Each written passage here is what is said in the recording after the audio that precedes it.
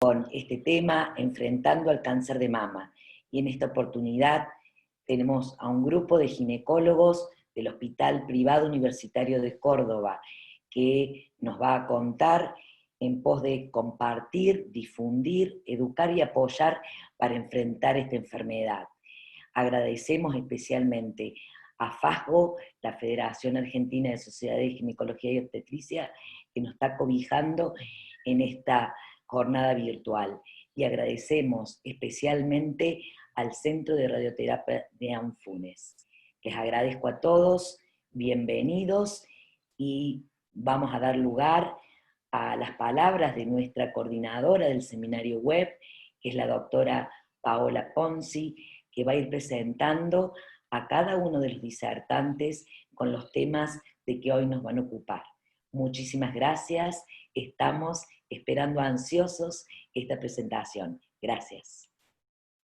Gracias, Claudia. Es un placer para nosotros, como parte del servicio del Hospital Privado Universitario de Córdoba, en un mes tan especial como es el mes de concientización acerca de la prevención del cáncer de mama, que FASGO nos permita compartir, en este caso por medio de 5 ponentes, con 5 presentaciones diferentes, de diferentes temáticas, y también agradecerle a todos los colegas que vemos que se están conectando de Venezuela, de Guatemala, de Perú, de Bolivia, y por supuesto desde toda la Argentina, que estamos viendo que son muchos y que nos acompañan.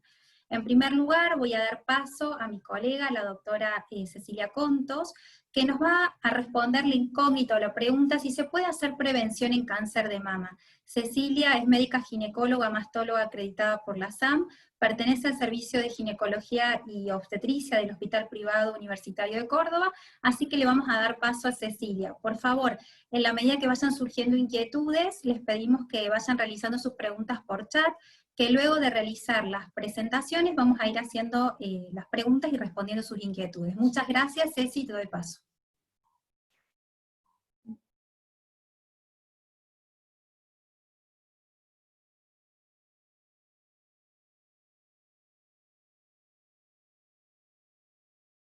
¿Estás muteada, Ceci? Saca el mute.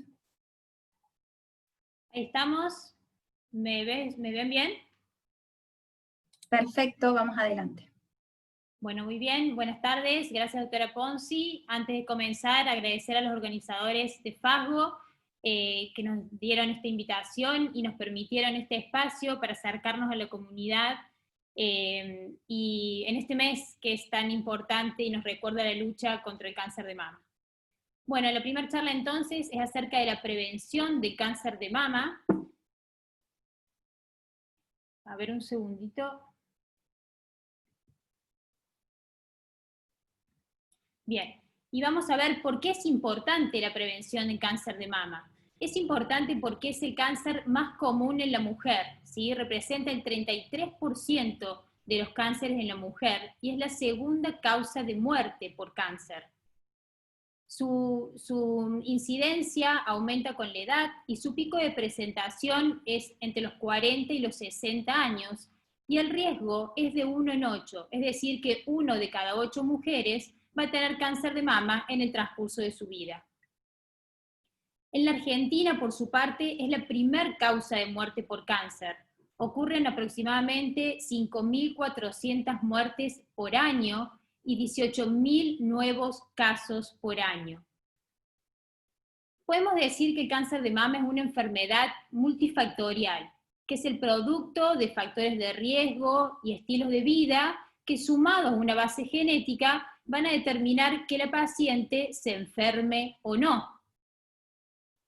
Sin duda, es de gran peso la predisposición familiar. El 15 al 20% de los cánceres de mama se deben a una predisposición familiar, una base genética débil sobre la que actúan factores de riesgo y generan la enfermedad. Un 5 a un 10% se debe a mutaciones genéticas, síndromes de cáncer hereditarios, pero es importante recalcar que el 70 al 75% de los cánceres de mama son esporádicos, es decir, no tienen relación ni con predisposición familiar ni con mutaciones genéticas. Cuando hablamos de mutaciones genéticas, sin duda, los más importantes son las mutaciones BRCA1 y BRCA2, que sabemos que aumentan este riesgo de cáncer de mama, asociado también a cáncer de ovario, sobre todo en mujeres edades muy tempranas.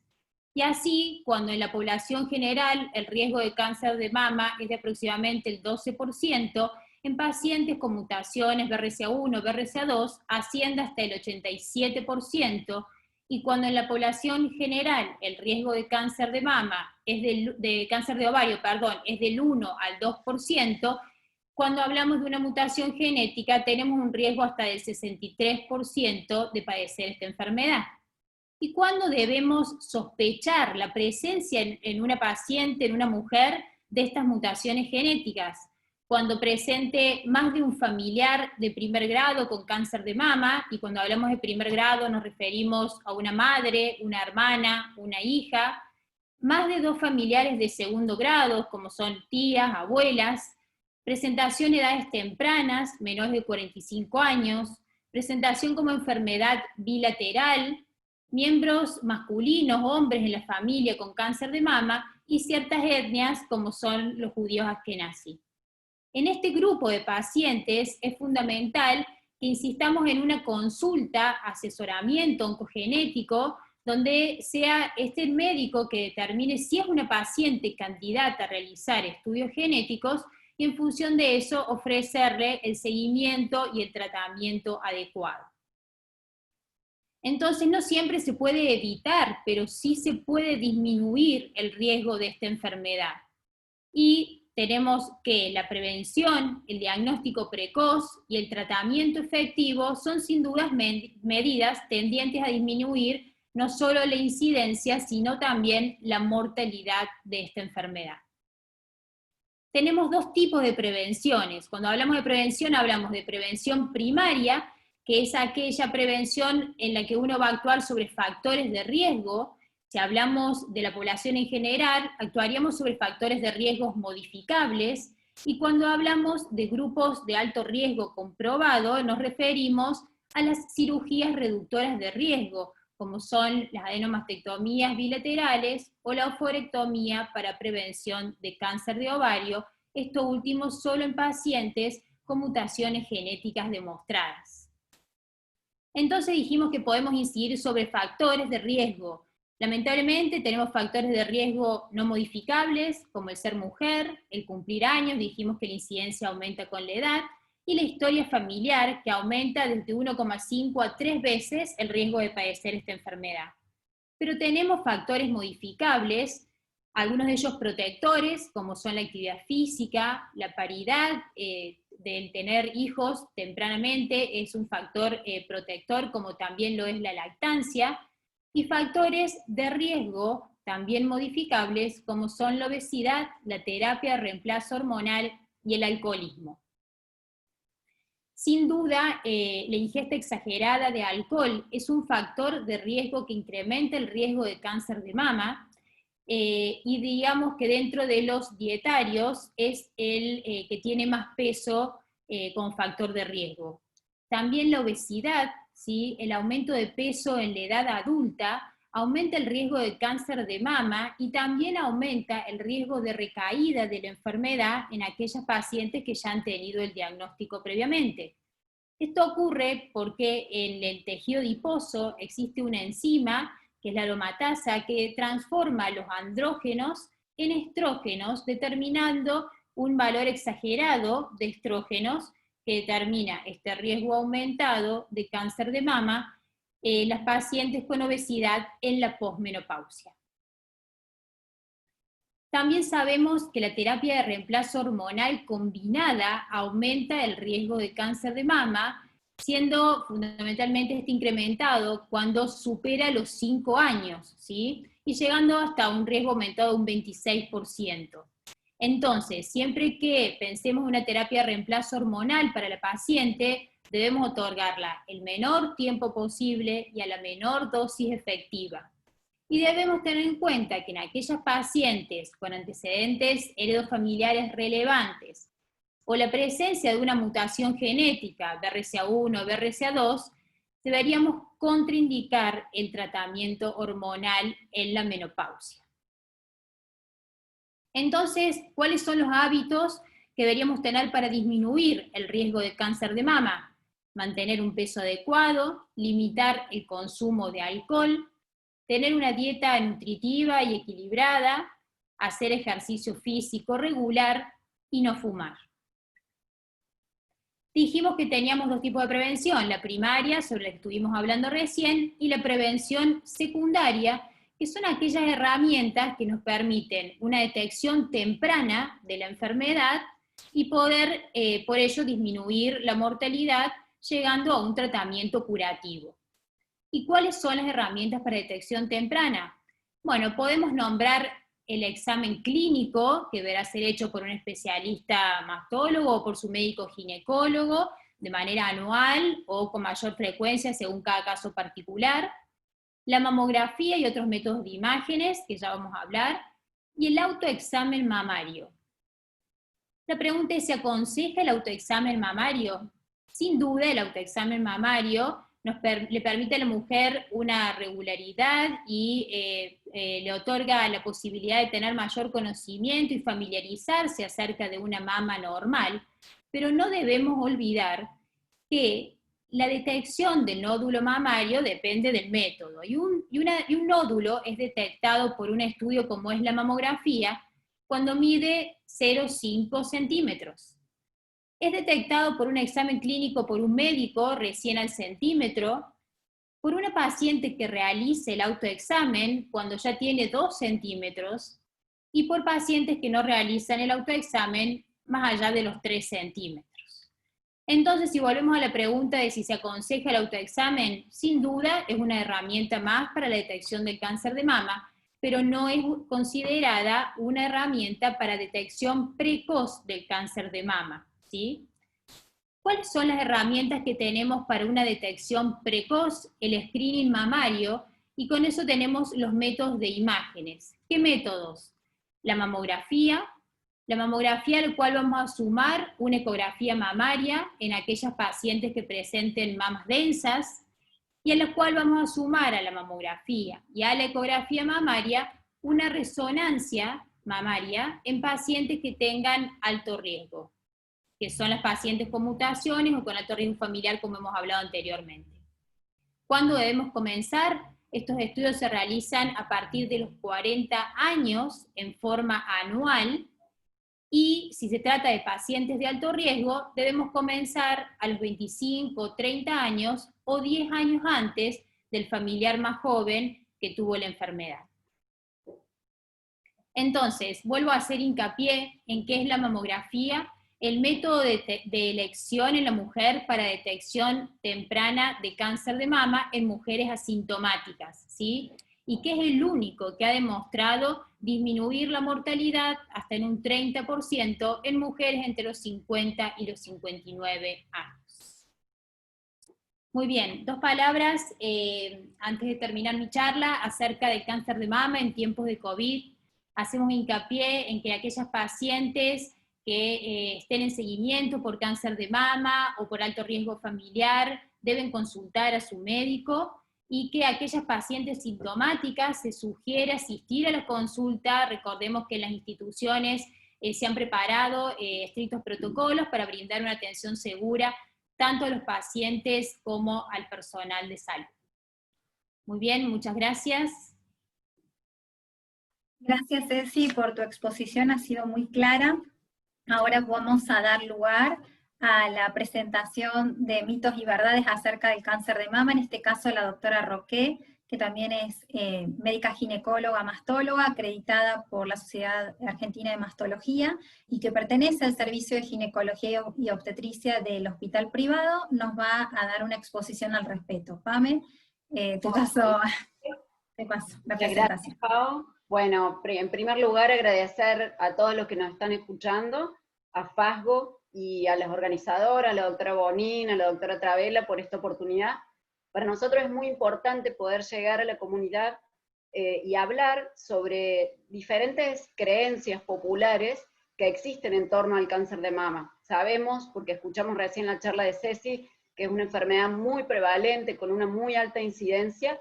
Entonces es interesante poder desmistificar todo lo que existe en relación al cáncer de mama, y que por ahí entorpece todo el manejo, el tratamiento, el acercamiento a la paciente que tiene esta enfermedad o que va a ser diagnosticada con esta enfermedad. Entonces, me gustaría presentarles en mi charla algunas de estas creencias populares y tratar de darle una luz de verdad a esta cuestión. Bien, vamos a comenzar entonces, sobre mitos y verdades acerca del cáncer de mama. Lo primero, y son cuestiones que en realidad uno lo escucha mucho en el consultorio, por eso lo traigo a colación. Las pacientes mencionan mucho que quizás el uso de antitranspirantes pueda ser un factor que contribuya al desarrollo del cáncer de mama. Quizás basándose en el hecho de que los antitranspirantes evitan la eliminación de toxinas y que esto pueda permanecer ahí alrededor de los ganglios linfáticos axilares y que pueda traer como consecuencia cáncer de mama. Pero en realidad esto es falso, ¿sí? Sabemos que por diferentes investigaciones que los antitranspirantes no están relacionados al cáncer de mama, se pueden utilizar en forma segura y no tienen ningún tipo de contraindicación. Bien, sigamos. Otra de las frases que escuchamos mucho es que los corpiños con aro, los corpiños armados, pueden predisponer al cáncer de mama. Y que incluso no es aconsejable dormir con corpiño, porque eso también podría generar mayor riesgo. Esto quizás relacionado al hecho de que el corpiño muy ajustado, o el aro, o el hecho de dormir con corpiño, puede provocar una disminución o una obstrucción al flujo linfático. Pero bueno, esto también es falso, no hay que guiarse por esa creencia. Sabemos que no hay asociación entre el tipo de ropa interior que uno use y el riesgo de cáncer de mama. Incluso tampoco dormir con corpiño representa una amenaza. Sí, lo que aconsejamos como mastólogos es el uso de alguna ropa interior que sea cómoda, que no comprima mucho las mamas, para no causar dolor y sensibilidad, pero no porque eso traiga aparejado mayor asociación con el cáncer. Sigamos. Otra de las cuestiones es el tema de los síntomas. Las pacientes que dicen, si no tengo síntomas, no me preocupo, no voy a la consulta, no debería tener cáncer de mama. Y sabemos que esto también es falso, que no es así. El cáncer de mama, en los estadios iniciales, nos produce síntomas. Entonces, todo lo que viene asociado y lo que conocemos, como por ejemplo nódulo palpable, protuberancias, retracción de la piel, retracción de la areola y del pezón, piel de naranja, todo eso son signos de cáncer ya avanzado, y que no sería el objetivo de nuestro acercamiento como médicos. Nosotros tenemos por objetivo tratar de detectarlo lo más precozmente. Y por eso decimos que la mamografía es lo que toma parte y toma importancia en todo lo que es el diagnóstico inicial, porque la mamografía permite ver lo que aún no se puede tocar. Entonces, aún sin haber tenido ningún tipo de síntoma, la paciente debería concurrir a hacerse su mamografía anual desde los 40 años en adelante. Continuamos. Acerca de las mamografías, escuchamos que le hacen mucha mala propaganda y que a veces opinan que pueden ser peligrosas y que en pacientes portadoras de implantes mamarios no deberían realizarse. Esto también es falso. La mamografía es un método muy estudiado, hace mucho tiempo que está establecido como un método de screening o de tamizaje o de pesquisa del cáncer de mama, y es un método seguro. La dosis de radiación que recibe una paciente cuando se hace una mamografía es en realidad una dosis mínima que no pone en riesgo ni a la glándula mamaria ni a otros órganos.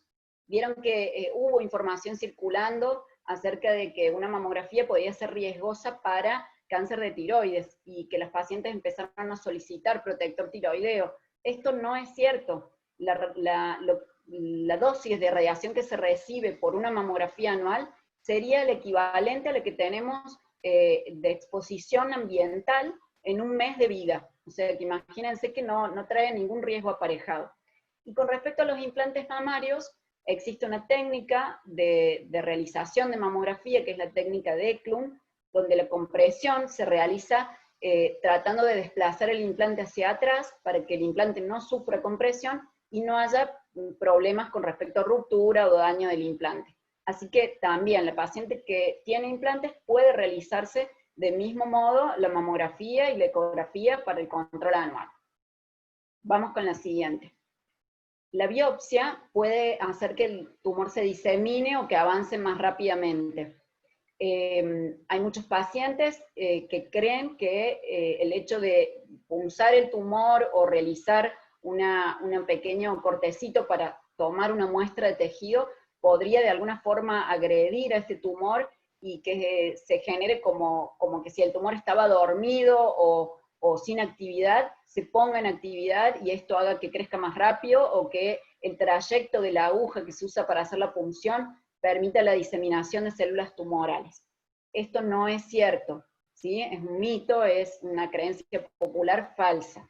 En realidad sabemos que la extracción de tejido, la biopsia consiste en extraer una pequeña porción de tejido mamario para ser estudiado. Esto, como dijimos, puede ser a través de una punción o puede ser a través de una pequeña incisión y se saca una porción de ese tumor. Eso es esencial para nosotros, para poder trabajar y poder diseñar un tratamiento para cada paciente de acuerdo al diagnóstico. Si no tenemos ese diagnóstico de la biopsia, no podemos seguir adelante con la estrategia de tratamiento. Y ninguno de estos dos métodos, ni la punción ni la extracción de un pedacito del tumor, va a diseminar o va a propagar la enfermedad. No hay que tenerle miedo. Es muy común que las pacientes, cuando tienen un nódulo mamario, no quieran hacerse la punción por este miedo, este temor, y que pidan sacar directamente el nódulo. Que dicen, yo prefiero que usted me lo saque, pero no me lo puncen, no me hagan biopsia. Nosotros le explicamos esto muchas veces con la importancia de tener el diagnóstico previo a la cirugía, para poder diagramar una buena cirugía y poder explorar la axila en la misma oportunidad, si es un diagnóstico maligno, no hacer una cirugía en menos, ¿sí? Eso es realmente muy importante para nosotros, trabajar ya con el diagnóstico hecho mediante la biopsia. Vamos a la siguiente placa. Cuanto más precozmente se detecta el cáncer de mama, mayores son las posibilidades de curación. Y esto realmente es muy cierto, ¿sí? Es una afirmación verdadera. El diagnóstico precoz, el tratamiento oportuno del cáncer de mama son la clave para la curación. Cuanto antes uno lo detecte, y si es antes de que dé signos, las chances de curación son mayores. Por eso la importancia del papel de la mamografía anual, que nos va a permitir detectar ese tumor antes de que sea palpable, con algunos pequeños signos de aparición en la mamografía, microcalcificaciones o pequeño nódulo en la mamografía, vamos a poder llegar antes de que sea palpable y tener muchas más chances de curación, ¿sí? Vamos a la otra. Los implantes mamarios aumentan el riesgo de cáncer de mama. Esto, imagínense, ha sido un motivo de investigación muy larga en la medicina y realmente se llegó a la definición de que no, de que esto es falso, ¿sí? Ningún estudio científico ha podido demostrar asociación entre cáncer de mama e implantes. Siempre se aconseja al paciente que va a realizar una cirugía de mastoplastia con implantes, de tener previamente una consulta con el mastólogo para hacer su chequeo anual y los estudios que sean pertinentes, para, bueno, obviamente tener una cirugía más tranquilo sabiendo de que está libre de enfermedad. Bien. Otra afirmación más que escuchamos muy frecuentemente, que detectar un nódulo mamario es sinónimo de cáncer de mama. Las pacientes muchas veces tienen mucho temor de consultar cuando tienen un nódulo palpable, porque piensan que puede ser directamente cáncer, y bueno, pasa el tiempo y el nódulo va creciendo y no vienen a la consulta por este motivo. Pero en realidad, tener presente un nódulo mamario no significa tener cáncer de mama. Esto es falso. La mayoría de los nódulos que se detectan en la mama son benignos. Pueden ser fibroadenomas, que son tumores benignos de la mama, pueden ser quistes, pueden ser abscesos, hay diferentes formaciones y en su minoría resulta cáncer de mama. Obviamente que lo que tenemos para decirle a los pacientes es que apenas tengan la presunción de un nódulo palpable, que concurran a la consulta con su ginecólogo, con su mastólogo, para poder descartar riesgos y saber de qué se trata este nódulo. Vamos por otra más. Los hombres también pueden tener cáncer de mama. Sí, esto es cierto. Si bien la incidencia es muy baja, es solo el 1% de todos los casos de cáncer de mama, pero sí pueden ser víctimas de cáncer. Se relaciona generalmente con factores ambientales, hormonales y a veces con alteraciones genéticas, y lamentablemente, debido a que muchos hombres no tienen conocimiento de esto, suele ser tardío su diagnóstico, y generalmente por la presencia de un nódulo palpable. Bien, sigamos. Si no tengo antecedentes familiares, no tengo riesgo de padecer cáncer de mama. Esto es algo que también se escucha mucho en la consulta o en el diálogo popular. Y en realidad esto también es falso. Sí sabemos que la mayoría de los cánceres de mama, fíjense, entre un 70 y un 75%, son casos esporádicos, o sea, no ligados a antecedentes familiares. Que entre un 20 y un 25 hay una cierta predisposición familiar, y solamente entre un 5 y un 10 están ligados a factores genéticos, o sea, mutaciones presentes heredables. Entonces, para nosotros sigue siendo, y no nos vamos a cansar nunca de enfatizar que el paciente concurra al control, se haga los estudios, más allá de que no tenga antecedentes, de que no tenga síntomas. Bien, esa era mi última placa, les agradezco muchísimo su atención nuevamente, y espero haber podido contribuir en desmistificar tantas cosas que hay en relación a esta enfermedad. Muchas gracias. Bueno, gracias Pam, excelente la exposición. Vamos a dar paso ahora a la doctora Soledad Rubio Mainardi. Ella nos va a hablar de la cirugía reconstructiva de la mama, luego de, bueno, de tener un padecimiento, un cáncer de mama, qué es lo que podemos hacer desde el punto de vista de la reconstrucción estética. La doctora es médica cirujana, especialista en cirugía plástica del Servicio de Cirugía Plástica y Reconstructiva del Hospital Privado de Córdoba, así que le doy el paso a Sole, para que comience a compartir pantalla. Buenas tardes a todos, ¿cómo les va? Mucho gusto, muchas gracias por la invitación a FASGO. Es un placer poder compartir esta charla con el equipo de gente con la que trabajo. Creo ante todo, esta charla está destinada tanto a la población general como a los colegas, así que les voy a hablar un poco a todos. La idea, digamos, es plantearles que no se puede hacer ninguna reconstrucción mamaria si no trabajamos en equipo. Es totalmente necesario que desde el primer momento de la consulta del paciente tengamos en cuenta que la reconstrucción mamaria es un proceso y no una sola cirugía. ¿Sí? Vamos a ir acompañando a las pacientes desde el primer momento, que va a ser la cirugía de la resección, hasta que la cirugía mamaria se complete y pueda la paciente sentirse bien con su cuerpo y con el resultado definitivo de sus mamas. Estas son las primeras preguntas que surgen muchísimo en el consultorio y en las cuales vamos a hacer énfasis hoy en la charla. Muchas pacientes quieren saber si son o no candidatas a una reconstrucción mamaria, si estos procedimientos los cubren las obras sociales, si sí o sí se tienen que poner implantes. Muchas pacientes llegan asustadas al consultorio después del diagnóstico y tienen esta idea o esta mala prensa alrededor de los implantes, como contaba recién Pame, y la idea, digamos, es poder proponerles distintas opciones para que las pacientes puedan elegir en la opción que se sienten más cómodas. Respecto a los riesgos, digamos, de la cirugía mamaria de reconstrucción, son otras de las grandes dudas: cuándo hacer la cirugía y cómo son los tiempos de recuperación. Vamos a ir contándoles en cada ítem cómo son las respuestas que les voy a dar yo a mis pacientes en el consultorio. Esta es la primera situación. ¿Qué sucede con las obras sociales? Por suerte existe la Ley Nacional 26872 ya hace varios años, en la cual todas las obras sociales y prepagas están obligadas a cubrir la cirugía de reconstrucción mamaria, así como los implantes o las prótesis que sean necesarios para realizar la reconstrucción. Sin embargo, siempre les explico a mis pacientes que como toda ley tiene ciertos grises. Los grises de la ley que estamos viendo están alrededor de la simetrización mamaria, Muchas veces la obra social le va a cubrir la reconstrucción en una mama, pero no cubre la cirugía para simetrizar la mama contralateral.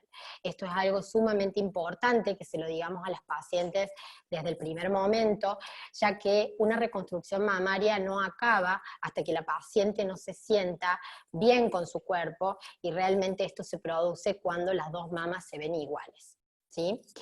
Otro gris alrededor de la ley existe con el tema de la mastectomía reductora de riesgo. Existen muchas pacientes que llegan al consultorio y me preguntan si, así como me quiero poner implante y ya que estoy me saco las mamas, ¿sí? Les explico a todas las pacientes dos cosas. Primero, que no es lo mismo realizar una reconstrucción que una mamoplastía de aumento, que los resultados son muy diferentes, ¿sí? Y por otro lado, la cobertura de las obras sociales.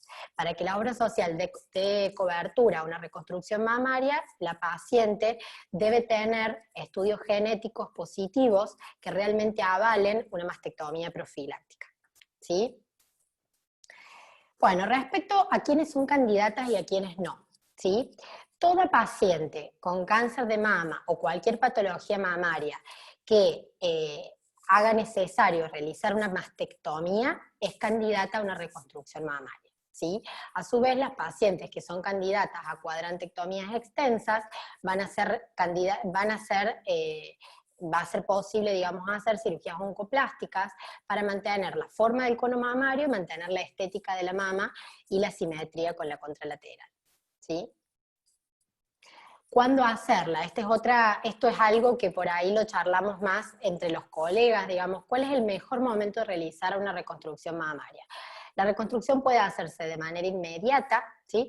Esto quiere decir hacer la reconstrucción en el mismo momento en que se realiza la mastectomía, o puede hacerse diferida una vez que la paciente acabe con su tratamiento oncológico, ¿sí? ¿Cuáles son los pros y los contras de cada una? Una reconstrucción mamaria inmediata es sin duda el mejor momento para hacer una reconstrucción. ¿Por qué? Porque nos permite conservar la forma cónica de la piel de la mama, ¿sí? Lo cual es muy importante para que la mama tenga aspecto redondeado y tenga la anatomía que debe tener, ¿sí? Cuando hacemos una reconstrucción mamaria diferida, como pueden ver en el segundo caso, el colgajo de piel de la mastectomía se vuelve plano, la mama pierde su forma cónica y hay que recuperar primero esa estructura de la piel para recién poderle al paciente ofrecer una reconstrucción mamaria. Aquí tenemos, digamos, otra discusión. ¿Cuándo hacer la inmediata? La inmediata, digamos, la vamos a poder hacer en 2 tiempos, cuando el paciente va a hacer radioterapia, o en un solo tiempo si el paciente no va a hacer radioterapia. Para esto es fundamental que estemos intercomunicados con los colegas, ¿sí? Es muy importante que sepamos cuál es el plan de tratamiento de esa paciente para que desde el momento 1 podamos ofrecerle la mejor opción reconstructiva. Aquí tenemos, digamos, las otras opciones. Dijimos, puede ser inmediata o diferida, y a su vez puede ser con implantes o con tejidos propios. Estas son dos cuestiones que también siempre les ofrezco a mis pacientes. Esto depende de la comodidad y depende de la experiencia del cirujano, ¿sí? En algunos centros solamente se hacen reconstrucciones protésicas, en otros centros hay más tendencia a hacer siempre reconstrucciones con tejidos autólogos, ¿sí? Las reconstrucciones con prótesis, yo generalmente les digo a mis colegas que lo ideal es tener en cuenta cómo es la mama sana, ¿sí? Si tenemos una paciente con una mama sana pequeña que eventualmente va a necesitar ponerse un implante en la mama sana, entonces es una excelente candidata para hacer una reconstrucción con implantes, ¿sí? Si tenemos una paciente que tiene una mama muy voluminosa sana, inclusive una mama voluminosa y caída, y que a su vez tiene exceso de tejido en la zona del abdomen, esa paciente es una excelente candidata para hacerle una reconstrucción mamaria con su tejido abdominal, ¿sí? Y no tener que utilizar prótesis. ¿Por qué? Porque si yo a esa paciente que tiene una mama grande, sana, le pongo un implante del lado de la mama de la mastectomía, a largo plazo esas mamas van a envejecer distinto, ¿sí? Entonces, lo ideal es siempre reconstruir con lo mismo. Si yo a esta paciente que tiene una mama grande le tengo que sacar parte de su mama para ponerle un implante y poner implantes de los dos lados, es un procedimiento técnicamente más largo, ¿sí? Hoy con los colgajos libres, que los colgajos libres para todas aquellas pacientes que estén conectadas significa sacar el tejido del abdomen, ¿sí? Con una arteria y una vena, y conectarlos al tórax a una arteria y una vena. Eso quiere decir que no hace falta lastimar los músculos de la pared abdominal y no hay riesgos de hernias, y esto nos permite formar una mama sana, de contenido graso, y que tiene un envejecimiento muy parecido a la mama contralateral, ¿sí? Bueno, cuando decidimos finalmente hacer una reconstrucción con implantes, ya les voy a contar cuáles son las dos opciones, ¿sí? Cada paciente, según el tipo de cirugía al que se vaya a someter y según el tipo de tumor que tenga, y por lo tanto, si va a necesitar o no después radioterapia, se le puede ofrecer una alternativa de reconstrucción diferente, ¿sí? Esto no es para todos los pacientes. Por ejemplo, en aquellas pacientes que tienen tumores pequeños, que están agarrados a tiempo y que no van a ser candidatas a radioterapia en su postoperatorio, se puede hacer una reconstrucción inmediata con un implante, como podemos ver en la primera imagen, ¿sí? En la reconstrucción con un implante se levanta el músculo pectoral, se pone por debajo un implante, ¿sí? Y esa va a ser la única y definitiva cirugía que va a tener la paciente. ¿Ah?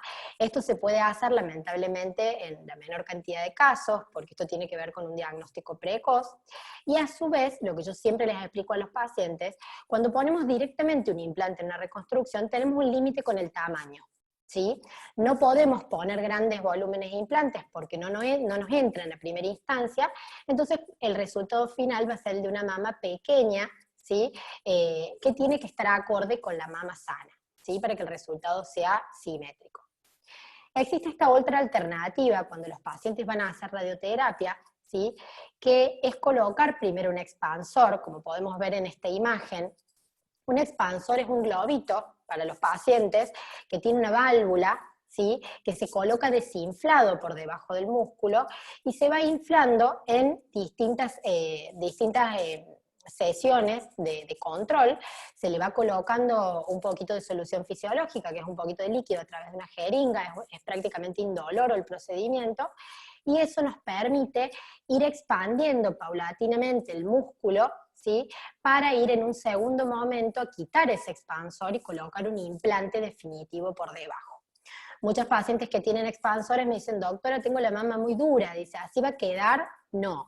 La característica de la palpación que tienen los implantes mamarios son muy blanditos y son, digamos, muy naturales, por lo tanto, digamos, para todas las pacientes que puedan estar escuchando que tengan expansores, el resultado cuando uno hace el cambio de implantes es una palpación muy natural, ¿sí? Existe esta otra opción que es hacer la reconstrucción con tejido propio, ¿sí? Como les explicaba recién, hay formas o técnicas que tienen que ver con trasladar tejidos, principalmente tejidos que tengan grasa, mucha cantidad de grasa, para reemplazar completamente el volumen mamario por tejido propio, ¿sí? Estas técnicas se indican, digamos, en determinado grupo de pacientes, porque son cirugías un poquito más prolongadas, ¿sí? Y que tienen, digamos, hay que tener entrenamiento en microcirugía para poder llevarlas a cabo, que no todos los médicos lo hacen, ¿sí? Y otra opción es, como podemos ver a la izquierda, la reconstrucción con los colgajos de la espalda, que son colgajos musculares. Esta segunda opción, cuando utilizamos colgajos de la espalda para reconstruir la mama, sí o sí vamos a necesitar también colocar un implante, ¿sí? Eso es algo muy importante que los colegas lo tienen que saber. El colgajo de dorsal o el músculo de la espalda, ¿sí? Para realizar una reconstrucción, no tiene el volumen suficiente como para recrear una mama generalmente simétrica con la contralateral. Entonces lo que se hace es poner un expansor por debajo, y estos procedimientos están indicados principalmente en pacientes que tienen mucho daño de la piel por radioterapia. Todos estos procedimientos con tejidos propios van a estar indicados cuando la paciente ha recibido tratamiento radioterapéutico y tiene la piel muy dura, muy acartonada, y no es factible poner un implante en esos casos, ¿sí? Esta es la frutilla del postre, le decimos nosotros, que es la última parte de la reconstrucción. Hay veces que les digo a los pacientes que les explico, porque los pacientes por ahí después de la cirugía de reconstrucción dicen, no, ya no me quiero hacer más nada, y realmente es algo que le termina de dar el resultado a la mama. Es un procedimiento muy sencillo que inclusive se puede hacer con anestesia local, y podemos ver como con un pequeño colgajito de piel de esa zona, de encima del mismo colgajo o de la misma piel de la mastectomía, se puede hacer la forma del pezón, y con un injerto que normalmente se toma de la ingle, se hace la areola alrededor, ¿sí? A su vez, la areola también puede tatuarse, que es una opción en muchos casos, pero el pezón siempre debe reconstruirse de esta manera. Bueno, acá están los mitos y verdades que un poco ya habló Pame recién respecto. Muchos pacientes tienen miedo a la hora de reconstruirse porque también tienen muchas ideas respecto a esto. No tenemos que olvidarnos que la sola noticia de tener cáncer atraviesa a las pacientes o a los pacientes, y realmente queda poquito tiempo para la reconstrucción. Pero es importante que nosotros como profesionales les hablemos a los pacientes del primer momento de que esto existe, porque, como les explicaba al comienzo, los tiempos de reconstrucción son fundamentales para un buen resultado.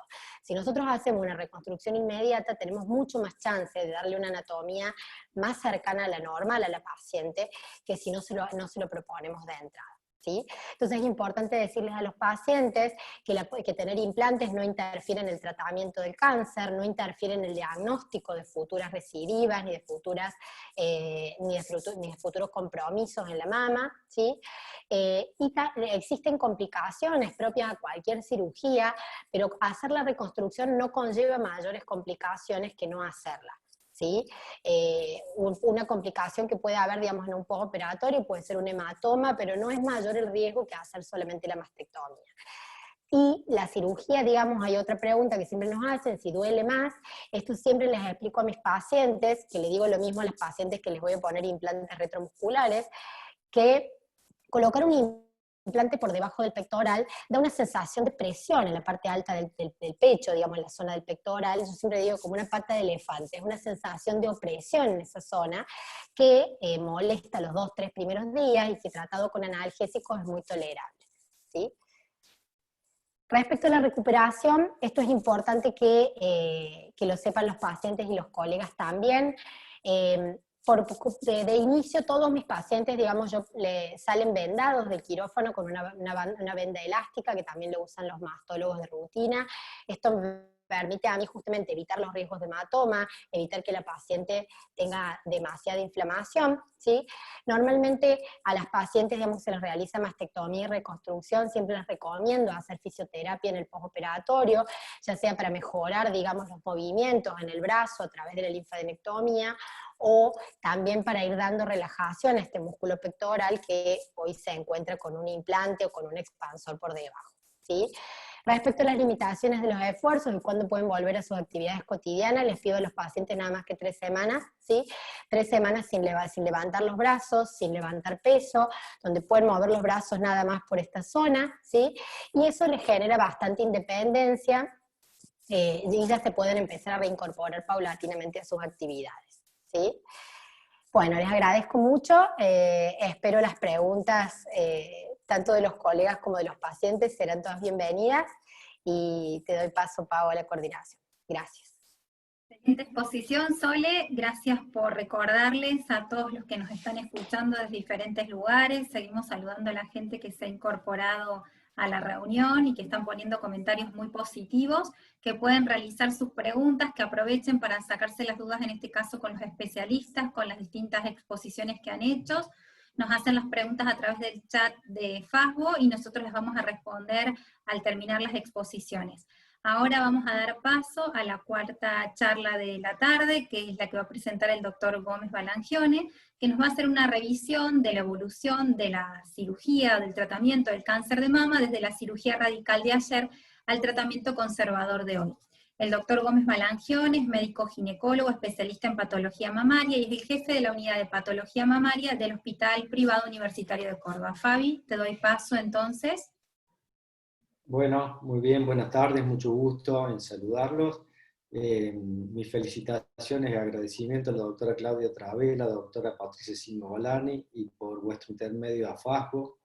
por esta iniciativa y este esfuerzo de utilizar las redes con un fin noble como es la difusión del conocimiento científico. Mucho gusto entonces.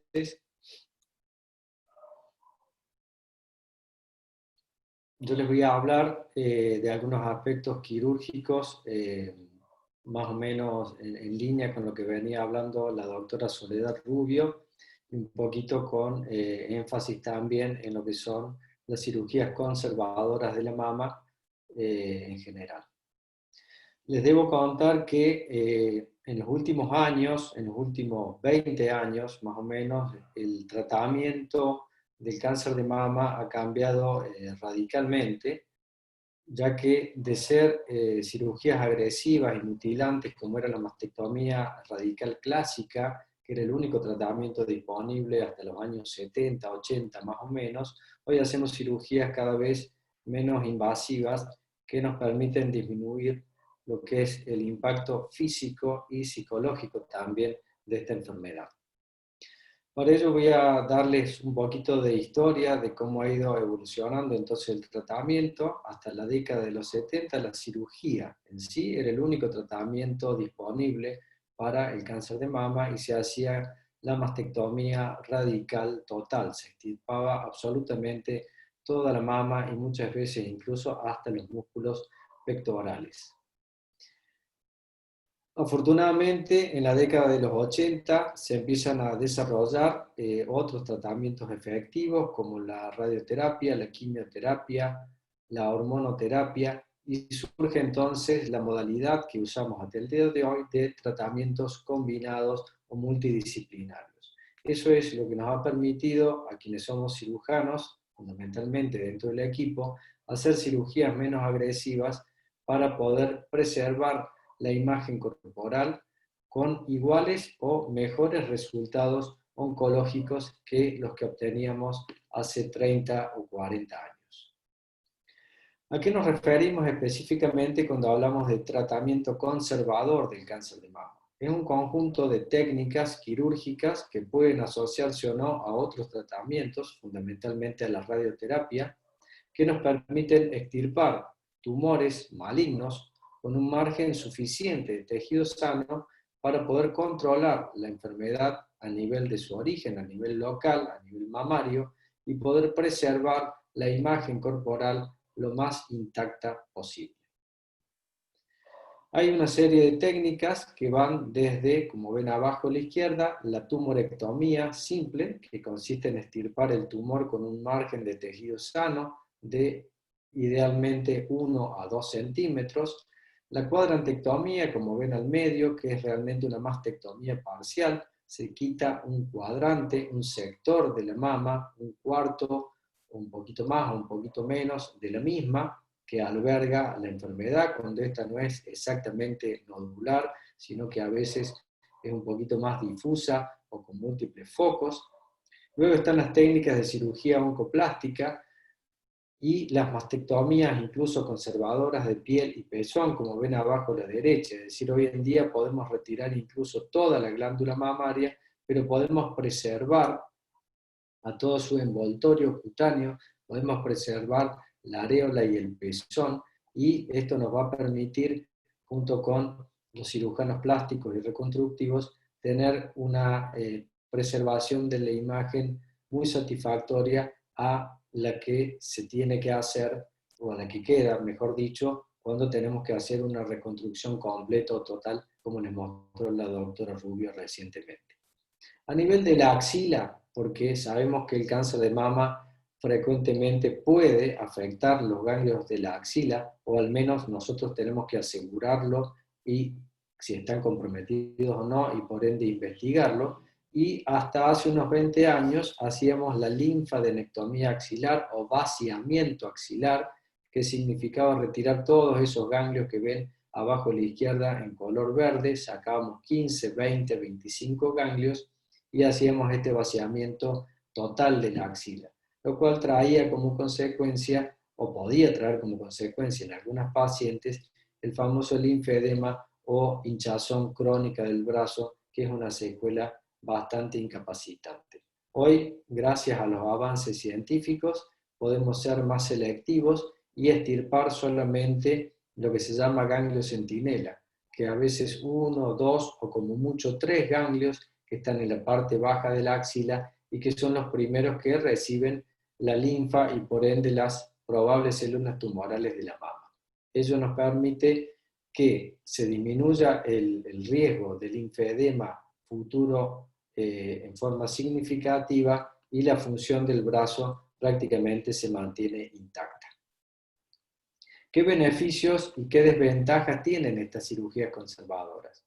Las ventajas son siempre absolutas, que quiere decir que son indiscutibles, y las desventajas son relativas, es decir, a veces se dan y a veces no en las diversas situaciones. Las ventajas son, sin duda, la preservación de la integridad corporal.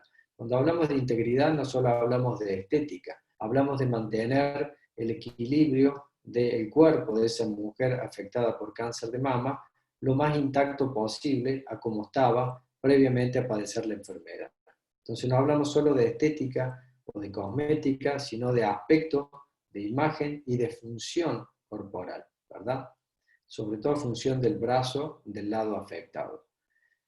La otra ventaja de la cirugía conservadora es que al ser menos invasiva, sin duda que la recuperación va a ser más rápida, las complicaciones y las secuelas van a ser menores. Sabemos que la mujer hoy es activa hasta una edad avanzada, que las mujeres que padecen cáncer de mama generalmente tienen entre 50 y 60 años, donde se da el pico de incidencia de la enfermedad, y a una edad plenamente activa para la mujer, por ende el poder volver a su actividad habitual, laboral, personal, de hogar, actividad física, gimnasia y demás, es muy importante que nosotros podamos proponerle esto. Son cirugías generalmente ambulatorias, con una estancia hospitalaria de no más de 3-4 horas y un rápido retorno en una semana a una vida completamente normal. Cuanto a las desventajas, que como dije son relativas, a veces puede haber necesidad de otros tratamientos, a veces puede haber necesidad de cirugías ulteriores, ya sea reconstructivas o ya sea de rescate, como les llamamos, cuando la enfermedad a veces puede volver, y sin duda que, si bien toda paciente oncológica debe controlarse de por vida en forma más frecuente, cuando conservamos la mama afectada, quizás los controles y los estudios tengan que ser un poco más exhaustivos. ¿Cómo llegamos entonces a los tratamientos conservadores de mama? Hacemos mucho énfasis en eso. ¿Por qué? Porque hoy ya no es mi experiencia o la experiencia de mi colega del consultorio de lado o del grupo tal o cual que trabaja en tal instituto. Hoy llegamos a esto gracias al conocimiento científico, a la investigación clínica permanente, a lo que hoy llamamos medicina basada en evidencia. Hoy los médicos no podemos hacer nada que no esté probado y aprobado por las distintas sociedades científicas que regulan nuestro trabajo. Debemos demostrar que lo que hacemos es efectivo, que está bien y que siempre tiende a mejorar lo que ya damos por sentado o conocido. Es lo que hoy es el paradigma del siglo XXI en toda la medicina, que debe ser la medicina personalizada y de precisión. Darle a cada cual el tratamiento que realmente necesita, ni más ni menos. ¿Por qué se desarrolló el tratamiento conservador? ¿Por qué dejamos de quitar toda la mama y tratamos en lo posible de conservarla? Porque las mujeres no solo quieren vivir más, sino que quieren vivir bien. Eso es lo que llamamos calidad de vida y somos muy respetuosos de eso. Debemos preservarlo siempre y porque tomamos a la salud como un concepto integral. O sea, nosotros no vemos una mama, vemos una mujer, vemos una persona, vemos un ser que necesita mantenerse íntegro, activo y conforme con sí mismo, en equilibrio, en armonía con sí misma, con su cuerpo, con su pareja, con el espejo, con su medio, con su entorno, con sus compañeras, con sus amigas y demás. Es lo que tratamos siempre de mantener dentro de lo que es la enfermedad, el bienestar de esa mujer y de esa persona. ¿Cuándo podemos ofrecer un tratamiento conservador? Digamos que nosotros tratamos de ofrecerlo siempre que sea posible. Tenemos que adecuarnos un poco a ciertas circunstancias, como es el tamaño de la enfermedad, la distribución de esa enfermedad dentro de la mama, si está o no comprometiendo, por ejemplo, la areola y el pezón, si está en una zona muy profunda o muy superficial, y en qué mama está inserta esa enfermedad. Hay distintos tipos de mama en cuanto a volumen, tamaño, en cuanto a caída, en cuanto a tipo de piel y demás. Entonces nosotros evaluamos si va a ser factible conservar esa mama y conversamos con la paciente para llegar a esta ecuación que está al pie, que es poner por un lado los deseos de la mujer y sus expectativas de cómo va a estar luego el tratamiento, y nosotros como profesionales tratar de explicarle las posibilidades de poder conservar su mama y ser oncológicamente eficaces. Entonces, en línea con esto de los deseos, expectativas y posibilidades, siempre nosotros tomamos el acto médico en nuestro equipo como una conciencia versus una confianza. Nosotros como profesionales debemos pensar permanentemente en el mejor bien, que es el mejor tratamiento, cuál es el mejor tratamiento para esa mujer padeciente. Y la mujer confiar en el equipo médico que la atienda, quitarse todas las dudas y tratar de comprometerse, esa es la palabra, con el tratamiento. Nosotros hacemos mucho énfasis en la comunicación, en tratar de explicar por qué se hace tal o cual cosa, por qué no se hace tal o cual cosa, cuál es el fin de tal o cual tratamiento, a fin de lograr esa alianza única entre médico y paciente, que es la mejor garantía, podemos decirlo, para emprender un camino hacia la curación lo más seguro posible. Muy importante recordar, volviendo al tema de los mitos que tocó la doctora Roqué, escuchamos frecuentemente los miedos de que el conservar la mama pueda implicar un mayor riesgo de tener problemas, y está este concepto por ahí erróneo de radicalidad, de quitar el mal de raíz, de que vamos con toda la mama y con eso vamos a tener menos problemas. En algunos casos sí puede ser necesario ser radicales, y de hecho hoy lo somos cuando la enfermedad así lo requiere. Pero tenemos que saber que los tratamientos conservadores, cuando están bien aplicados, no son inferiores a la cirugía radical y son igualmente efectivos en términos de curación oncológica. Y muy importante es que esto lo evalúe un equipo de especialistas, mastólogos, oncólogos, radioterapeutas, a lo largo muchas veces de una o de varias consultas para saber si la mujer es candidata o no para una cirugía conservadora. Esto es simplemente para ilustrar cuál es el feedback, cuáles son los resultados de nuestro quehacer diario. En el año pasado nuestro equipo hizo más de 200 cirugías por cáncer de mama, o sea que somos un equipo de alto volumen quirúrgico, son casi 20 cirugías por mes, o sea, casi una cirugía por día hábil de la semana de cáncer de mama. Fíjense que 2 de cada 3 de estos casos son cirugías conservadoras de la mama. Y en 1 de cada 3 casos que necesitamos realizar mastectomía porque la enfermedad o la paciente así lo requiere, la mitad de ellos acceden a una reconstrucción con las técnicas que le mostró la doctora Rubio. Eso hace que en la ecuación final el 80%, 8 de cada 10 pacientes enfermas por cáncer de mama, o 4 de cada 5, han podido conservar su imagen femenina igual o muchas veces mejor que previamente al tratamiento del cáncer de mama. Por último, les digo que hoy por hoy la cirugía conservadora se considera un estándar de tratamiento, siempre que sea posible y que sea factible. Los tratamientos combinados, como vamos a escuchar ahora por la doctora Ofelia, acerca de la radioterapia, por ejemplo, nos permiten más chances de curación. La consulta a tiempo, no nos vamos a cansar de repetir, el diagnóstico precoz es una de las claves del tratamiento, y sobre todo ser asistidos por un equipo de especialistas, que es lo más importante para poder discutir caso a caso cuál es el mejor tratamiento para cada mujer. Muchísimas gracias por escucharme y quedo abierto a las preguntas al final. Gracias, Fabián, clarísima la exposición. Vamos a dar paso a la última charla, que en este caso va a estar a cargo de la doctora Ofelia Pérez Conci. La doctora nos va a hablar del rol de la radioterapia en el tratamiento del cáncer de mama. Como dijimos previamente, la doctora se desempeña o trabaja en el Centro de Radioterapia de Anfunes, así que Ofelia, te damos paso a tu exposición. Bueno, muchas gracias, Paola. Como bien dijiste, yo voy a hablar del rol de la radioterapia en el cáncer de mama. Quiero agradecer al Hospital Privado y a FASGO por la invitación a participar de esta jornada.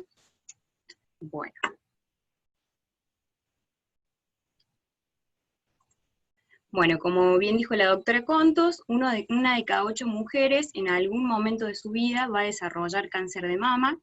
Sí, los factores de riesgo ya los comentamos anteriormente, como antecedentes familiares fuertes, la primera menstruación en una edad muy temprana, el tabaco, el alcohol, entre otros factores. Bien, los pilares del tratamiento principalmente son la cirugía, que incluye la mastectomía o la cirugía conservadora, la quimioterapia, como así también la hormonoterapia y la inmunoterapia, y la radioterapia. Es muy importante individualizar las pacientes y cuál es el requerimiento de tratamiento de cada una. En cuanto al tratamiento de radioterapia, la mayoría de las pacientes desconocen de qué se trata este tipo de tratamiento, y por ahí vienen con una idea muy vaga de lo que es la radioterapia. La pregunta es, ¿qué es la radiación ionizante y cómo funciona? Bueno, la radioterapia es un tratamiento que se utiliza para tratar tumores malignos que utiliza radiación ionizante, es decir, fotones y electrones. Esta radiación ionizante es muy similar a la que se utiliza para hacer una radiografía o una tomografía, solo que con mucha más energía. Bueno, la radiación se produce a través de un acelerador lineal, que es el equipo a través del cual se aceleran estas partículas, y actúan en los tumores esterilizando sus células, es decir, actúan sobre su material genético de forma directa o indirecta, es decir, lesionando directamente el ADN o generando sustancias como los radicales libres que van a actuar sobre las hebras. Bien, las células normales también reciben algún daño, pero la diferencia es que estas células tienen la capacidad de recuperarse. Bueno, la radioterapia en el tiempo, a fines del 1800, esta mujer científica que fue Marie Curie, fue la que detectó, la que descubrió el radio junto con su equipo de investigación, y a través del cual se empezaron a hacer pruebas en células neoplásicas. ¿Sí? Fue como la precursora de la radioterapia. Cabe destacar que esta mujer también fue la primera persona en el mundo en recibir 2 premios Nobel, y además la primera mujer en ser docente en la Universidad de París. Bien. En la mayor parte del siglo XX se utilizó la radioterapia 2D, que es una radioterapia que se realizaba a través de la toma de radiografías, en la cual se delimitaba el campo de tratamiento sobre la misma radiografía, y sobre esa misma radiografía se realizaba la planificación dosimétrica. Luego vino la radioterapia 3D, donde ya se usaban imágenes en 3 dimensiones, es decir, usábamos ya las imágenes de tomografía que nos permitían, a través de tangenciales, poder detectar cuál era la dosis que iba a recibir el órgano que queríamos tratar, o el lecho tumoral que queríamos tratar, y cuál era la dosis que podía recibir algún otro órgano que queríamos proteger. Luego vino la radioterapia IMRT, luego la IGRT, que es radioterapia guiada por imágenes. Lo importante de esta técnica es que nos permite una dosis mucho más uniforme, por lo cual podemos cubrir mejor las áreas de tratamiento, y además podemos hacer que lleguen menos dosis a los órganos de riesgo, es decir, pulmón, corazón, médula, vía aérea, esófago, entre otros. Bien. Bueno, una vez que la paciente es derivada, ya sea por alguna cirujana o algún oncólogo a nuestro centro de radioterapia, lo primero que hacemos es una simulación tomográfica. ¿Sí? En esta simulación tomográfica es una tomografía en la que logramos posicionar a la paciente de la misma forma en la que vamos a realizar todo el tratamiento. Se hace una colchoneta al vacío que toma en cierta parte como un molde de la paciente, y eso nos va a ayudar a reproducir cada sesión la misma posición de la paciente con la que se le hizo la tomografía. En base a esa tomografía se realiza la delimitación de los contornos de la zona que se desea tratar y de los órganos que queremos proteger. Luego el área de física realiza los cálculos dosimétricos, dándonos mayor dosis al área de tratamiento y restándole dosis al área protegida. Bueno, este es un acelerador lineal, que es donde se realiza el tratamiento. Y esta es un mini videíto del primer día de tratamiento, donde le realizamos a la paciente un combin, que es una imagen muy similar a una tomografía, y lo que hacemos es superponerla con la tomografía de planificación para asegurarnos que la paciente esté exactamente en la posición en la que la planificamos. Bien. Existe una técnica que se usa sobre todo en mama izquierda, que es la técnica de gating. ¿Cuál es el objetivo de la técnica esta? Alejar el corazón de la zona de irradiación. Es decir, hay dos técnicas. La primera se hace con respiración libre. Se le dice a la paciente que respire libremente, y cuando la paciente está en inspiración, se realiza el tratamiento de radioterapia. Cuando la paciente libera el aire, deja de irradiar. Y luego está la técnica de inspiración bloqueada. Es una técnica en la que se le pide a la paciente que inspire y que mantenga. Y en ese momento que la paciente mantiene la respiración, se produce la radiación. Luego, cuando la paciente libera el aire, se deja de irradiar.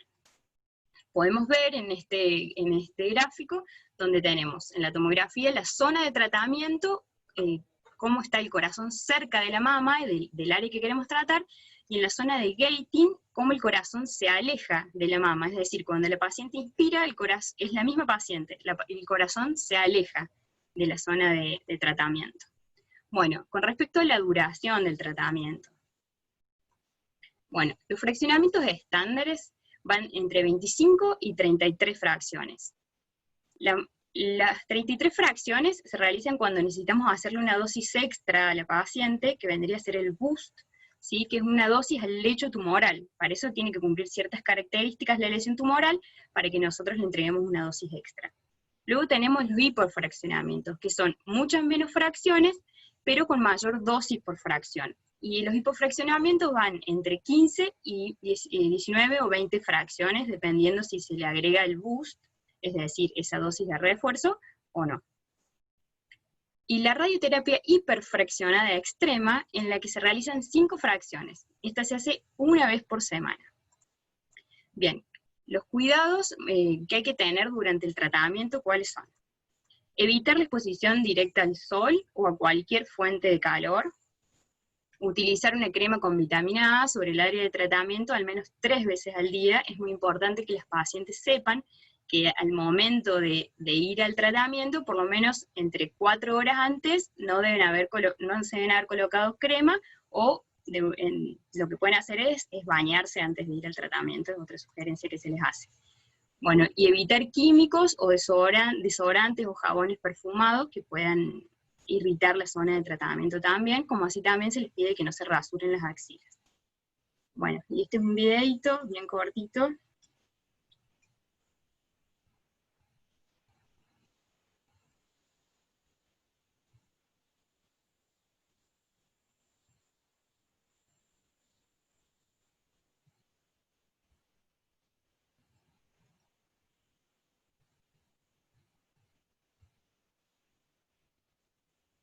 Bueno, muchas gracias. Bueno, gracias Ofelia por tu exposición. Vamos a dar entonces paso ahora, invitamos a todos los panelistas a que conecten sus micrófonos cuando les pase las preguntas.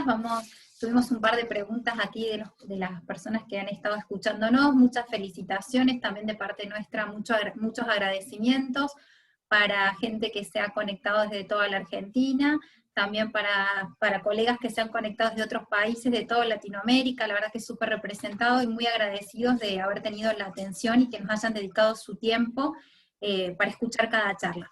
Vamos a empezar con la primera pregunta, se le va a dirigir a la doctora Contos, y nos preguntan por chat, Ceci, si existen los falsos negativos en las mamografías. Bien, dijimos que la mamografía es el pilar en el tamizaje para el cáncer de mama. La mamografía tiene una alta sensibilidad, pero sabemos que aproximadamente un 20% de los tumores pueden no ser detectados en la mamografía por superposición del tejido del parénquima mamario, sobre todo en pacientes con mamas densas, ¿sí? Por eso insistimos que en estas pacientes debe adicionarse a la mamografía anual una ecografía mamaria con el fin de disminuir estos falsos negativos. Bien, dando línea y siguiendo con los estudios de la mama, Pame, también nos preguntan que por ahí un poco de mitos y controversias a propósito de la charla que nos presentaste acerca de estudios en la lactancia. Pareciera que en la lactancia no se hacen estudios, si palpamos algo bueno no hay que esperar la lactancia, que pase, y en realidad a veces es necesario hacer estudios. Contanos un poco acerca de si podemos hacer estudios en caso de que tengamos alguna sospecha y qué recomendaciones les damos en general a los pacientes. Perfecto. Sí, es verdad. Muchas veces en las pacientes lactantes o incluso en pacientes embarazadas que notan algún nódulo o algo, se les recomienda esperen o que pase el periodo ese hasta hacerle estudios. Y en realidad no debe ser así. En la lactancia, si a la paciente le toca hacer su control anual, se lo hace, su mamografía, su eco mamaria. Si hay síntomas, se puede realizar eco mamaria, se puede realizar mamografía. En el caso de estar embarazada la paciente, en general no se aconseja la mamografía en el primer trimestre, pero puede realizarse en los otros trimestres con protección abdominal. Pero bueno, si le tocara justo el control anual, quizás eso sí puede diferirse y solo pedirse una eco mamaria. Fenomenal. Vamos a seguir con el doctor Gómez Balangione, y le voy a preguntar, doctor, si siempre la cirugía oncoplástica requiere la colocación de prótesis. Muy buena pregunta, Paola. No necesariamente. Es bueno aclararlo porque justamente la palabra plástica muchas veces sugiere eso. Como vimos a lo largo de las dos charlas netamente quirúrgicas, la de la doctora Rubio y mía, la cirugía oncoplástica justamente lo que tiende es a los dos objetivos básicos del tratamiento del cáncer de mama, que son ser oncológicamente suficientes y aptos para controlar la enfermedad a nivel mamario y al mismo tiempo reconstruir la imagen corporal, que puede para ello ser necesario utilizar prótesis a veces y otras veces no.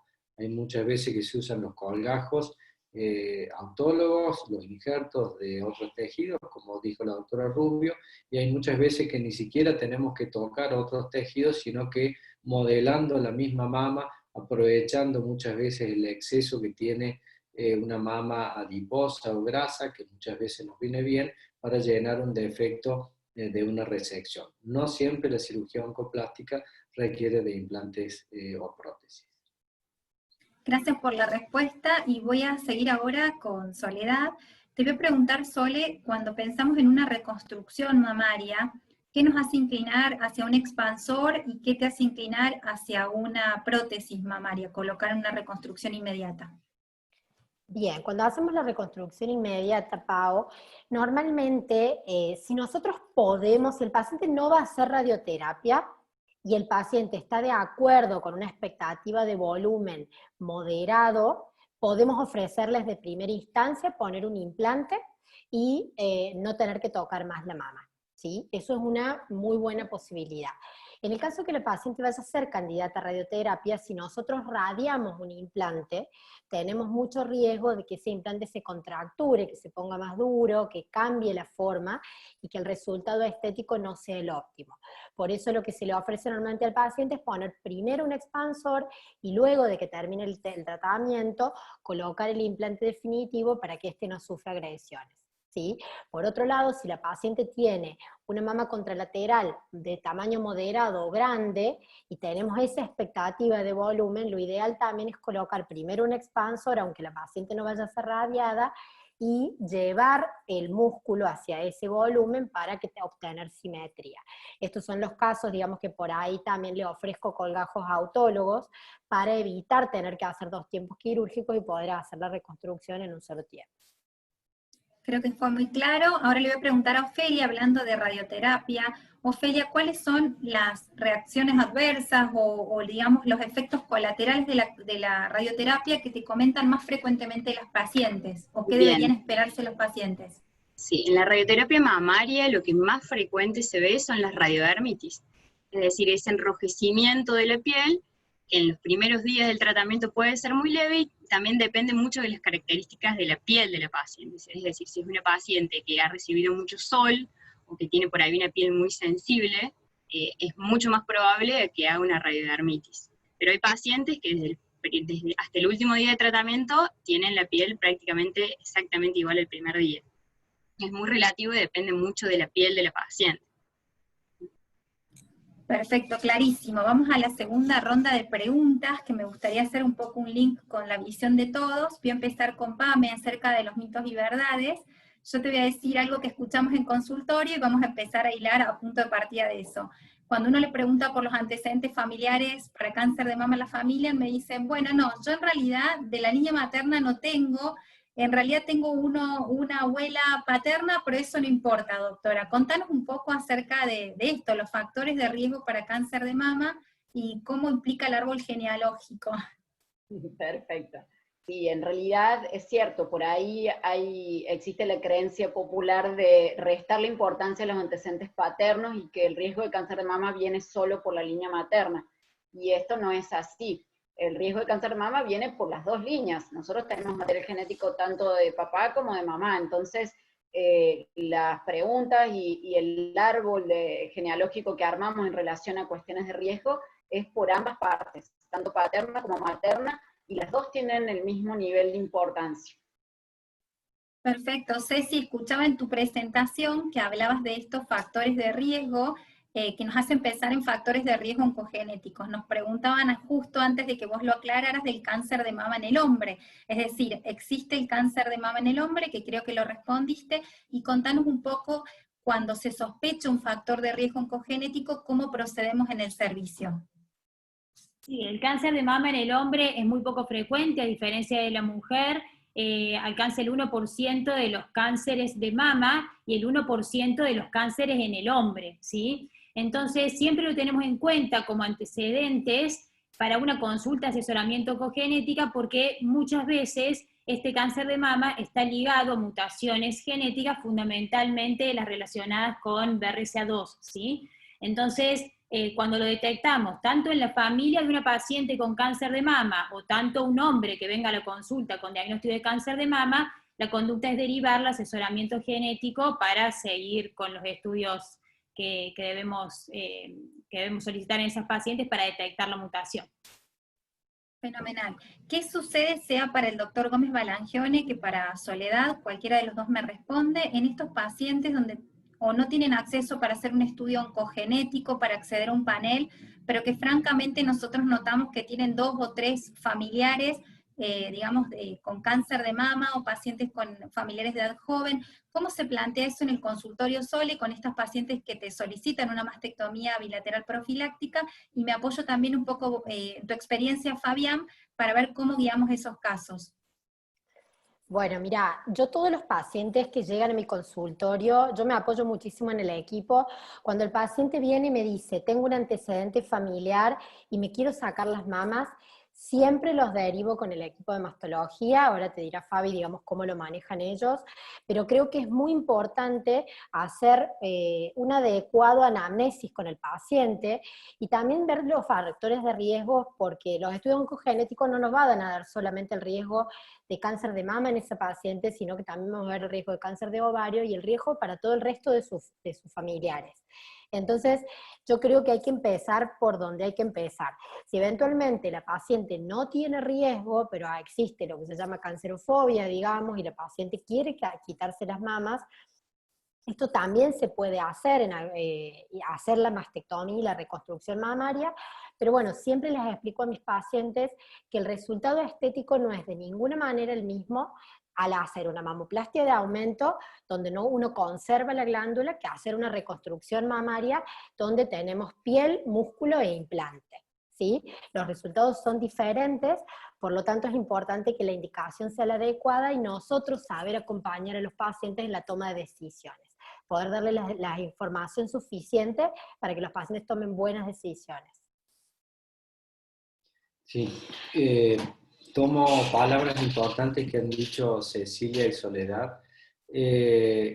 Y respondiendo a tu pregunta, es muy importante tener en cuenta que asesoramiento genético o consulta de asesoramiento genético no es igual a estudios genéticos. O sea, la consulta con un asesor genético, con un especialista, puede aclarar muchas veces la situación sin necesidad de llegar a tener que hacer un estudio genético, que es verdad, hoy por hoy, uno de los limitantes importantes que tiene es el costo. Pero la consulta es lo más importante.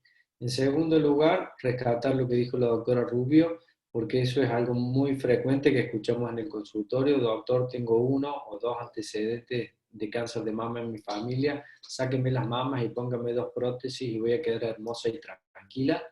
No es tan así, no son cirugías sencillas, no es una cirugía estética de mamas, es una cirugía que reseca ambas mamas, que vacía ambas mamas y que, como bien dijo Soledad, no tiene el mismo resultado que una cirugía cosmética o estética de mamas. Entonces hay que tomarlo con mucha prudencia. Hay veces en que sí puede ser necesario, le explicaremos los pros y los contras, pero es en casos muy seleccionados. Los pacientes tienen que saber eso, no tomarlo tan a la ligera o con tanta simpleza como es quíteme las mamas y póngame 2 prótesis. Y por último, señalo, porque se nombró la palabra mastectomías reductoras de riesgo, y es clarísima la definición de mastectomía reductora de riesgo. Antes se llamaba mastectomías profilácticas o preventivas. Se pensaba que eso prevenía en todos los casos del cáncer de mama. Se cambió ese nombre mundialmente, se llama así, mastectomías reductoras de riesgo, porque el riesgo de cáncer de mama no desaparece al quitar las mamas. Se disminuye, pero no se anula. Y entonces nosotros tenemos que informar claramente cuál es la potencial ventaja de quitar las mamas versus seguir con los controles estrictos que hoy por hoy siguen siendo y seguirán siendo por mucho tiempo la verdadera clave para controlar la enfermedad, incluso prevenirla. Ahí está, clarísimo, Fabián, gracias por la explicación. Creo que se han tocado conceptos muy claros y que, bueno, que traen luz a estas consultas que tenemos a veces en consultorio, que no todo es tan simple, que no se trata de sacar las mamas, sino que toda cirugía tiene riesgos y beneficios también. Y también aprovecho digamos que estabas hablando vos para preguntarte, que nos preguntan aquí, si una cirugía conservadora implica mayor riesgo de metástasis o de necesidad de quimioterapia, por ejemplo, versus a una cirugía más radical como una mastectomía. Bien, muy bien, porque es una pregunta frecuente y es un concepto que por ahí las pacientes tienen como muy arraigado. No, hoy, gracias también a la medicina basada en la evidencia, el conocimiento científico, sabemos que la mayor parte del pronóstico de la enfermedad está determinado por factores moleculares, por factores biológicos que son intrínsecos a las células que componen cada tumor y en cada mujer. Es muy diferente cada tumor en cada mujer que lo presenta, y eso es un poco a nivel genético, a nivel molecular, a nivel bioquímico, lo que determina cómo se va a comportar esa enfermedad independientemente de lo que hagamos a nivel de la mama. La cirugía conservadora o el tratamiento conservador, que siempre es cirugía más radioterapia, cuando conservamos la mama, no incrementa el riesgo de metástasis, y está demostrado que es igualmente efectivo en términos de curación que la mastectomía.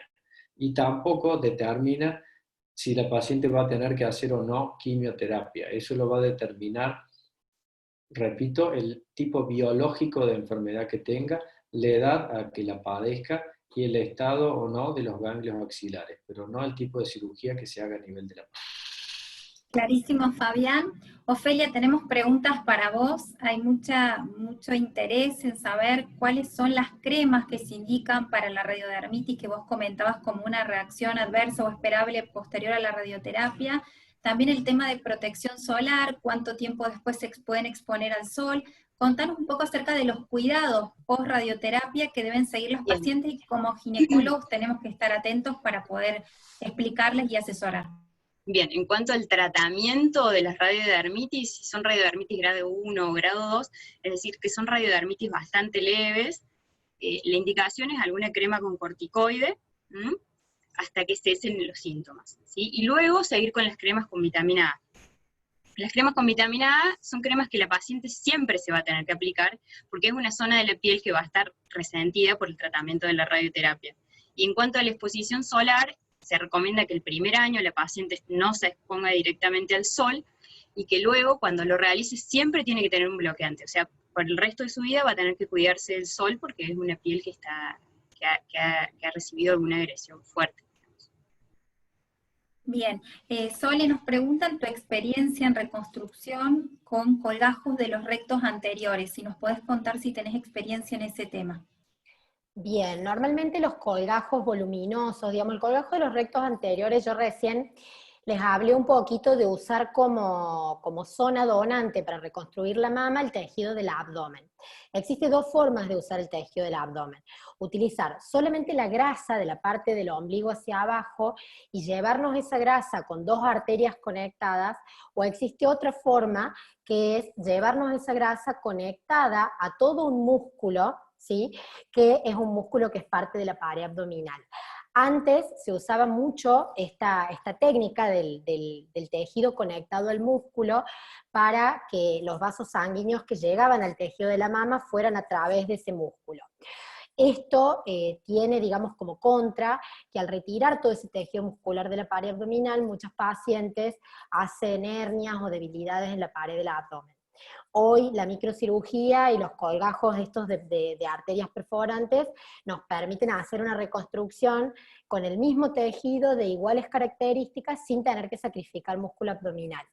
En donde yo me entrené, yo llegué en una etapa en donde se estaba dejando de usar estas técnicas para empezar a usarse las técnicas microquirúrgicas, que hoy creo que son mucho mejores, pero por supuesto que todo depende de las manos del cirujano. Si el cirujano no hace microcirugía, utilizar técnicas de reconstrucción con el colgajo recto abdominal es una muy buena opción, y también se puede utilizar en casos en el que el paciente realmente necesite piel y volumen de un tejido autólogo.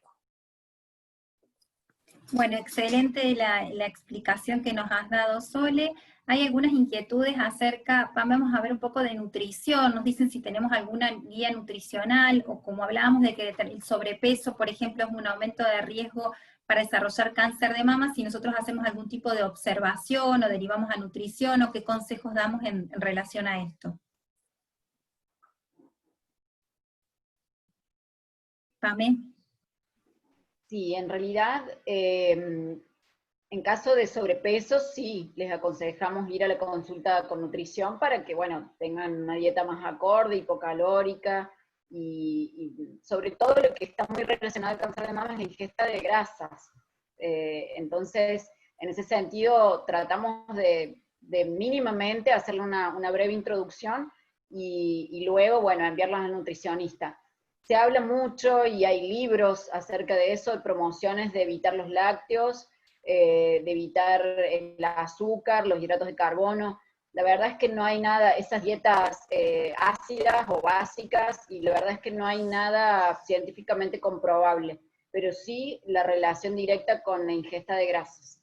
Y eso es lo que tratamos de reducirlo, no eliminarlo de la dieta, pero de que sea una dieta variada y equilibrada, nada más.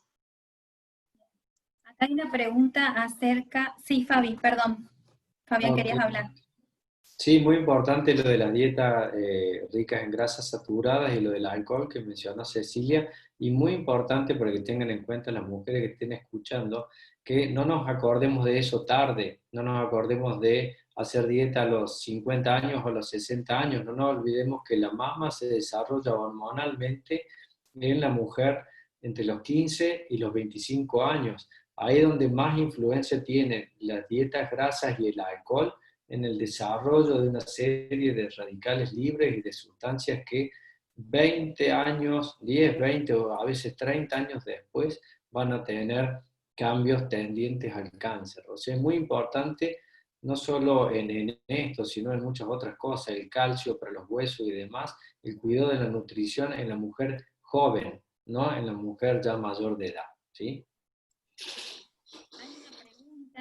No sé si la interpreto correctamente, pero es acerca de estos pacientes que cambian, digamos, de sexo, y entiendo que son estos pacientes que cambian a su reasignación de sexo o reciben hormonas femeninas, hombres que reciben hormonas femeninas, si tienen, por el solo hecho de tener una terapia de reemplazo hormonal, un riesgo a desarrollar cáncer de mama aumentado, o debemos hacer seguimientos específicos. A ver, ¿quién me puede aportar un poco de luz acerca de este concepto?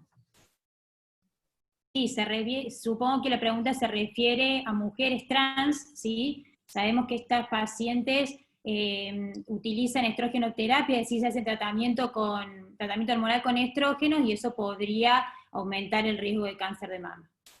De hecho, deben hacer sus mamografías de control o asistir también al control ginecológico por este tema, ¿verdad? Bueno, perfecto en cuanto a eso. Creo que la gran mayoría de las preguntas, no sé si alguno de los panelistas quiere aportar algo más de información. En su momento también nos habían consultado un caso que preguntaba una de las doctoras acerca del uso de tamoxifeno y el control endometrial, que si bien no es algo estrictamente ligado al tema del cáncer de mama por la patología del cáncer de mama en sí, sí está vinculado con su tratamiento. No sé si alguien quiere aportar, que todos lo sabemos, pero bueno, acerca de si se debe hacer seguimiento ecográfico o no en un paciente asintomático con tratamiento con tamoxifeno. Bien, el tamoxifeno es una droga fantástica, es una droga que tiene más de 30, 40 años de uso en tratamiento del cáncer de mama, y un antes y un después del cáncer de mama desde que existe el tamoxifeno. El tamoxifeno es un bloqueante de los receptores hormonales, es bueno aclararlo, de que no inhibe los estrógenos de la mujer, no baja los estrógenos, no convierte en menopáusica o le empeora la menopausia a la mujer que los usa. Sí, lo que hace es bloquear a nivel de las células mamarias una sustancia que se llaman receptores. En aquellos cánceres que son hormonodependientes, que son los más comunes, 2 de cada 3 cánceres de mama son de tipo biológico hormonodependiente. El tamoxifeno es muy bien tolerado, por eso se sigue usando a lo largo de tanto tiempo, y sí tiene algunos riesgos, como toda medicación, hasta la que parece más inocua, tiene sus riesgos, pero tiene muchos beneficios. Los riesgos son fundamentalmente a nivel del endometrio, que es la parte interna que recubre el útero femenino, y que muchas veces, o algunas veces mejor dicho, se puede ver engrosado, o que ahí se produzcan algunos pólipos u otras enfermedades derivadas o estimuladas por el tamoxifeno. Eso es algo que siempre, como ginecólogos que somos, tenemos en cuenta, y lo conversamos también con el colega que sea médico de cabecera o ginecólogo de la paciente, para que lo tenga en cuenta como un factor de riesgo que realmente es bajo, y que esté atento a la presencia de síntomas, que generalmente es el sangrado. No se requiere hacer de rutina ecografía transvaginal en todas las mujeres que toman tamoxifeno, sino simplemente saberlo y explicarle que si tiene algún sangrado inesperado, que nos notifique a nosotros o a su médico. Gracias, Fabián, por tu respuesta. Ofelia, ¿la radioterapia hipofraccionada es para todas las mujeres?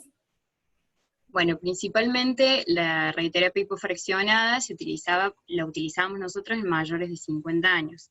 Pero bueno, ahora debido a este contexto de pandemia, la verdad que no hemos notado mucha diferencia, sobre todo en los resultados y en los resultados estéticos de los pacientes. Entonces estamos implementándola en pacientes, obviamente con mamas no tan grandes, que son las pacientes que van a presentar mayor toxicidad a la hora del tratamiento, pero sí menores de 50 años. O sea que está indicado para casi todas las pacientes. Pame, terapia de reemplazo hormonal, o Ceci, una de las dos había comentado en su presentación acerca si aumentaba el riesgo o no. Dice si en pacientes sin factores de riesgo de antecedente de cáncer familiar las recomendamos o no. ¿Aumentaría el riesgo de cáncer de mama o no? Vemos que aumenta el riesgo de cáncer de mama en toda la población, ¿sí? Por supuesto, siempre hacemos hincapié en que la paciente tenga una buena calidad de vida, y si es necesario adicionar terapia de reemplazo hormonal para lograr este objetivo, se podrá hacer, como dije siempre, en la menor dosis efectiva y el menor tiempo posible, ¿sí? El riesgo se aumenta en toda la población, por eso hice hincapié en que pacientes con antecedentes heredofamiliares importantes debería contraindicarse en ella la terapia de reemplazo, pero el aumento es para la población general. No así, perdona, un aporte más, no así la terapia local, ¿sí? Con promestriene o estriol de óvulos y crema no tiene ninguna implicancia, no eleva el riesgo de cáncer de mama, incluso la usamos en pacientes que han tenido cáncer de mama. Sí, yo hablando de la terapia de reemplazo combinada, La ¿no? sistémica, por supuesto. Bueno, creo que prácticamente hemos logrado responder a casi todas las preguntas.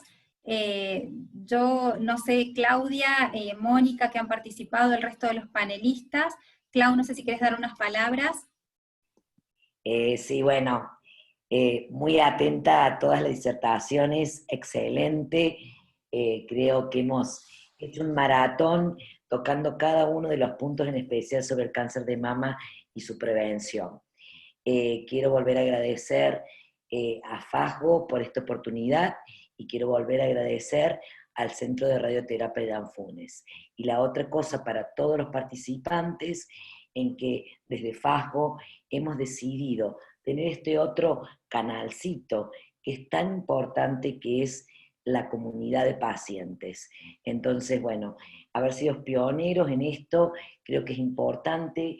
Toda sociedad científica y FASGO como federación no solo debe ocuparse de sus colegas y los profesionales, sino tener también este espacio abierto para la comunidad. Les agradezco desde ya a todos por la participación. Hemos tenido en un pico hasta 260 participantes en esta exposición, y bueno, vamos a seguir convocándolos para estas nuevas actividades de FASGO. La última pasada de noticias, estamos a 5 días de nuestro congreso. No dejen de inscribirse, y los que ya están inscritos, bueno, adelante. Nos estamos viendo el 15 y el 16 de octubre en nuestro congreso. Muchas gracias a todos y a cada uno, que descansen, y bueno, nada más que un chau y hasta luego. Chao, muchas gracias. Muchas Bueno, gracias. Gracias.